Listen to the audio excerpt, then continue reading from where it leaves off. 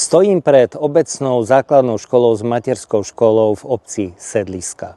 Táto malá, veľká škola, alebo ako tu ľudia vravia, malá škola s veľkým srdcom, je najlepším príkladom, aký som za roky videl.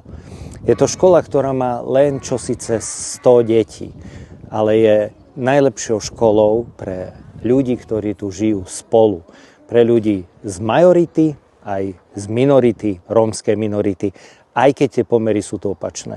Máte tu 30% detí z tzv. Majority a 70% detí z rómskych komunít. A viete, čo dokazujú tieto deti? Že sa majú radi, dokazujú, že vedia uspieť v súťažiach celoslovenských, dokonca medzinárodných súťažiach.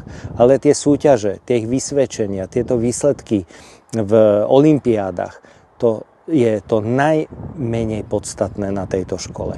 Táto škola dáva ľuďom, deťom pocítiť, že sú prijaté, že sú milované, že sa môžu pohádať, ale zmieriť a spolupracovať na krásnych veciach.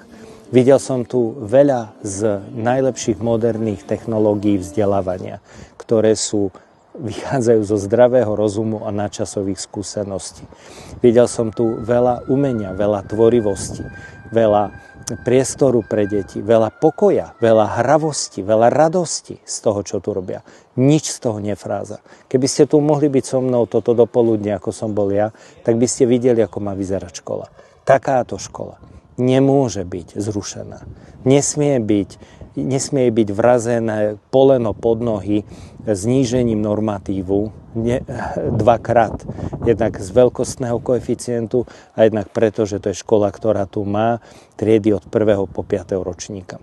Je to pre deti, ktoré žijú v obciach, najlepšie riešenie. Kde spolu žijú, hrajú sa, keď spolu aj rastú v takejto škole, potom nech sa páči na druhý stupeň, na tretí cyklus, môžu ísť ďalej. Ale túto školu si zachránte, zachovajte. Nič lepšie týmto deťom ponúknuť nemôžete.